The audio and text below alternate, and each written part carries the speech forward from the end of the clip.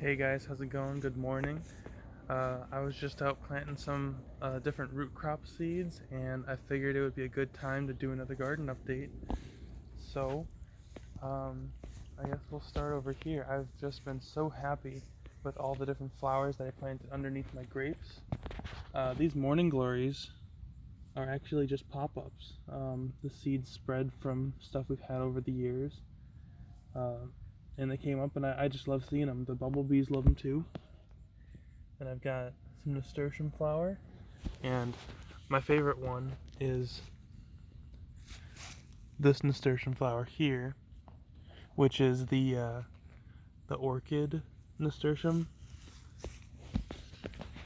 There's a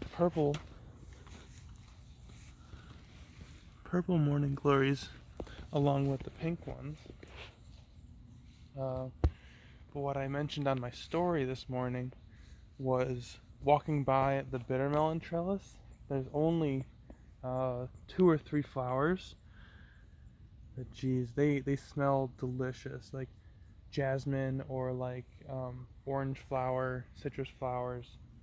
It's just, oh my gosh, I'm definitely growing more next year. I'm gonna have as many as I can get, because not only are they healthy, but they make your yard smell amazing.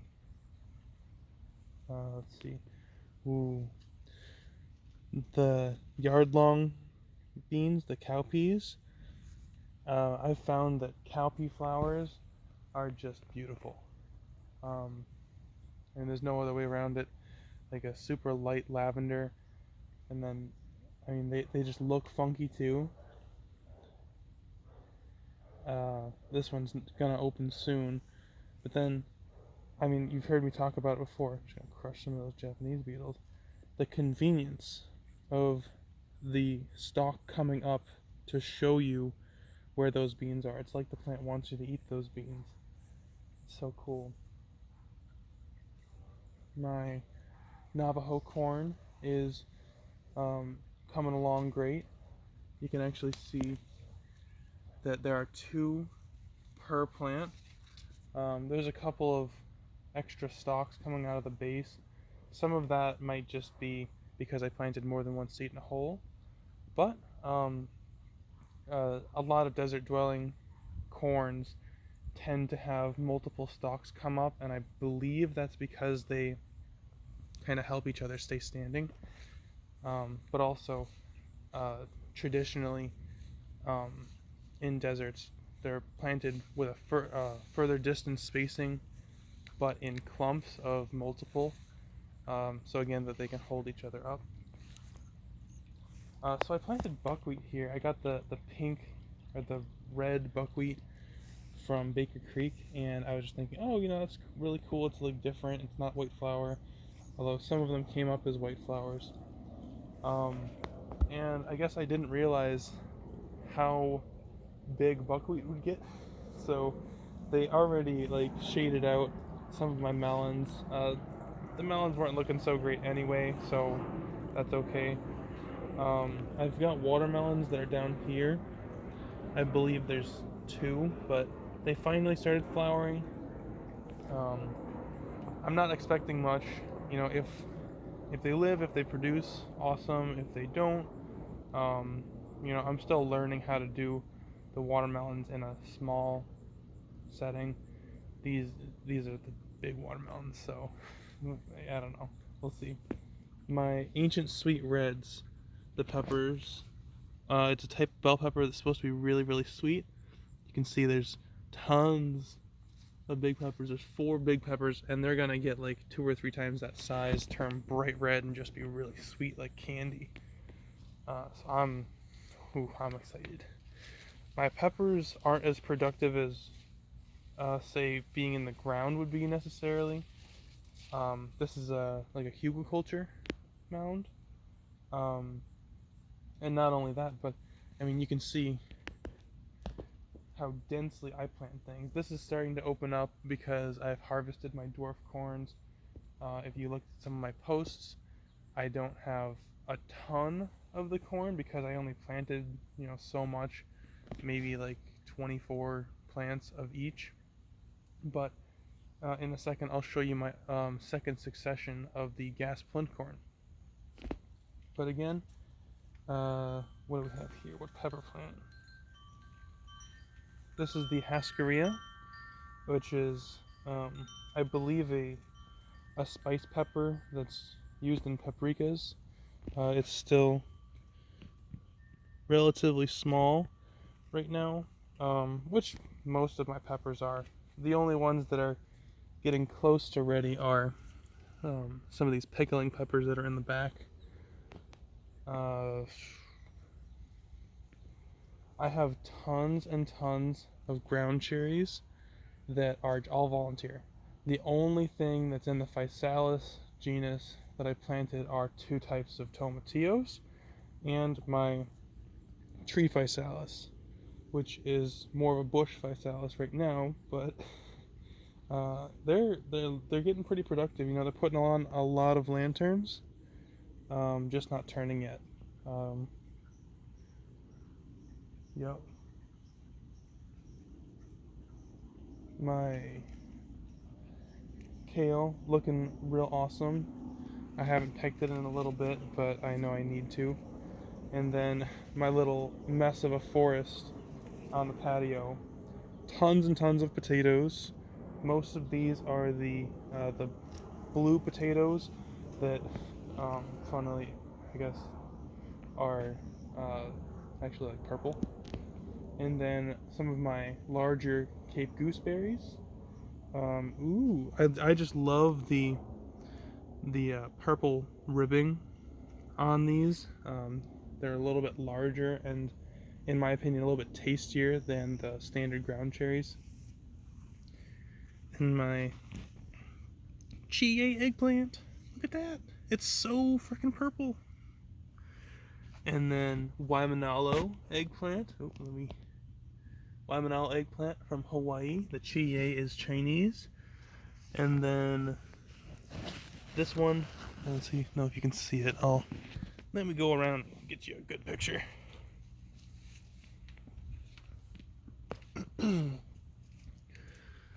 So this one here, a little bit of damage on the front. It's starting to turn yellow, which is what I want to see. This is the Badajan sesame, and when they start to turn yellow, it means that they are ripe for seed harvesting. Not really edible anymore, but I only got maybe 10 seeds when I paid for the packet, because these are a relatively unique and rare variety. So I just want to save seeds first before I start eating a bunch. The one I have in the front yard, oh my gosh, it's loaded with fruit, so I'm still going to be eating stuff.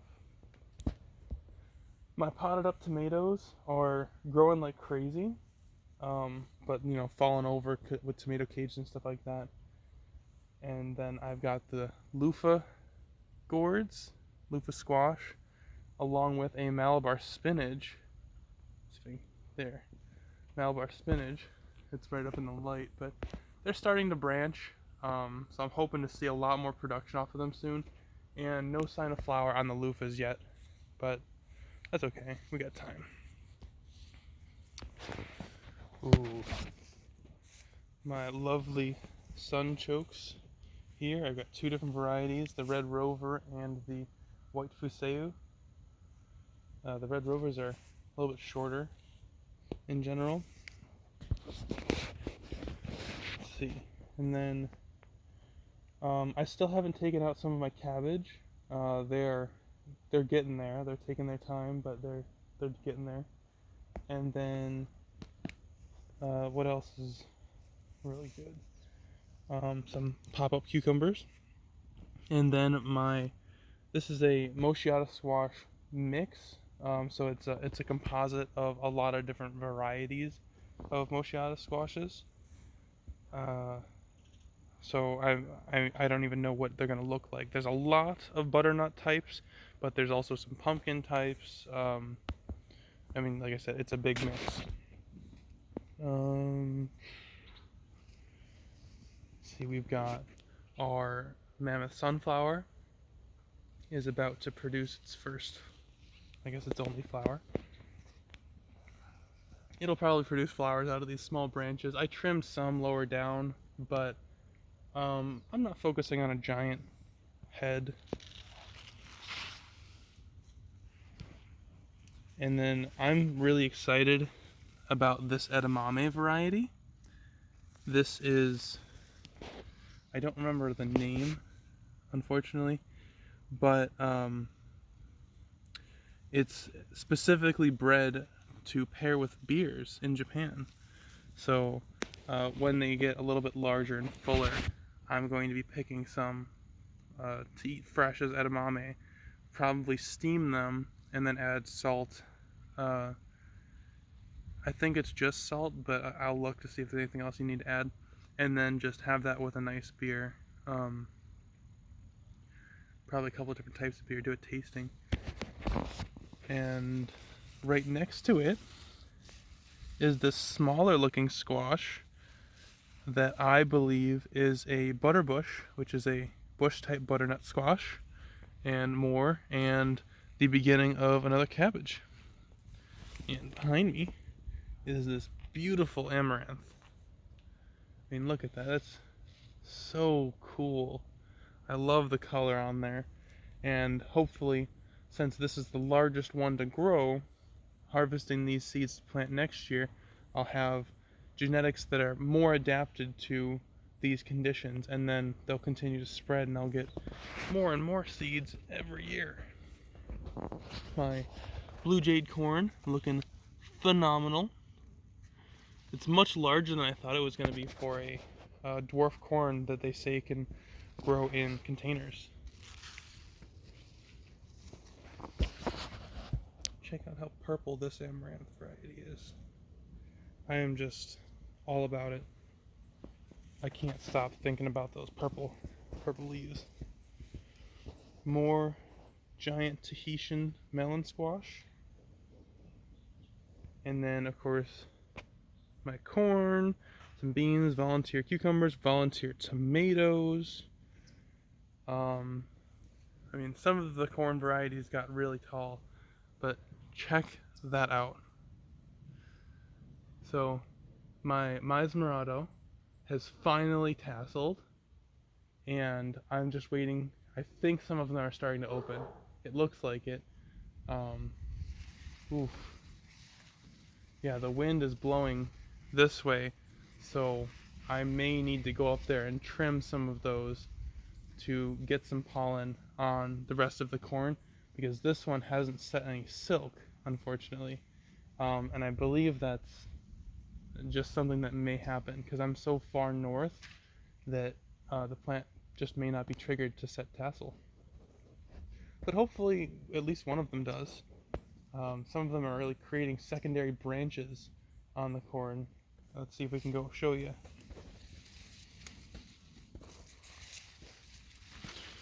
So this is probably the shortest or second shortest one, but this right here looks like a second branch, but it may in fact end up setting tassel eventually. But it's got a little bit of weird damage there that it just started regrowing another. I'm showing it. There we go. It just like bent over and started regrowing another part. So I really don't know what that is, but it is interesting. Another cabbage and a large, beautiful squash flower. I did toss in a couple of Cucurbita maxima in here, but most of what I planted are the Moschiata squash.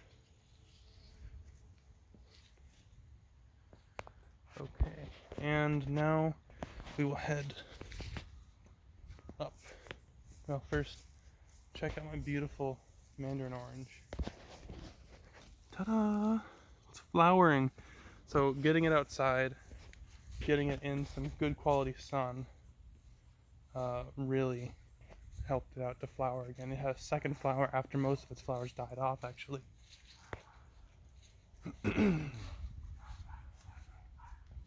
Oh, yeah. So, I got a little lazy and decided to use a sump pump to pump out the rain barrels so that I could actually spray the water instead of just wait. My Agastache hyssop is, here we go, starting to flower, and the hummingbirds love that one. And then my many varieties of nasturtiums, completely edible greens, love it. And if you watch my other Instagram TV video, you'll see that I just put these up to get a bit of view. They're a little tilted to the side. It's not permanently put in right now, but I think when I do stuff for next year, it's just gonna have to be like the first thing we put in.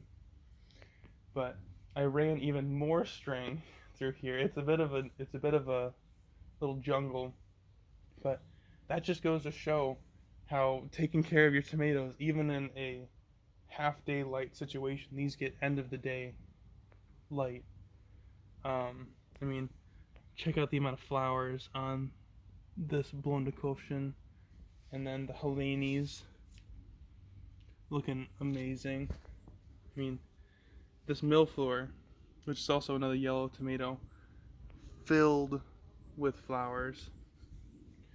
And then the German pink, which is what inspired me to put this trellis system in.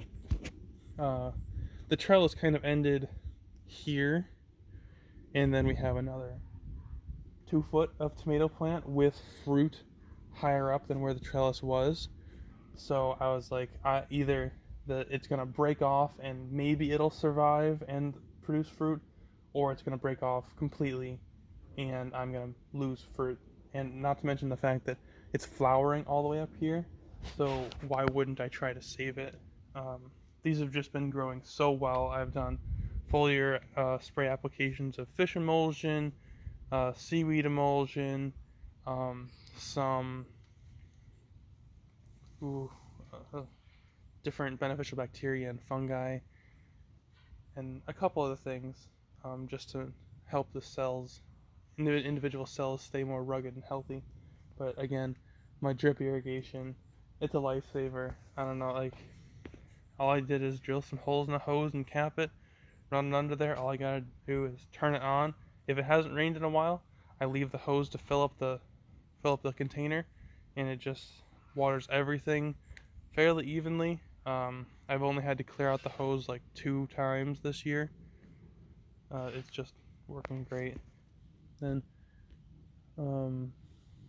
Lacana bulbs that I started from seed actually are right in the middle of our daisies, and we've had to deadhead a lot of the daisies, but those received a foliar application of seaweed emulsion and are producing way better. So even if you do flowers, I say seaweed emulsion, fish. Alright, so the video cut out, and I've only got about 5 minutes left, so I'll try to do this quick. But my peach tree it's getting there. They're turning, they're still hard, but I think I'm gonna have a decent harvest. And my pepper plants, and well, my petunias, my pepper plants are just filling up with different peppers. Ooh, that looks menacing. Bunch more morning glories, and actually my sweet potato vines have creeped up into the bush as well. And then this beauty, look at all of those eggplant. Well, that's about it. Super excited about my Maypop though. It's getting taller every day. I hope you guys enjoyed that video. Have a good day.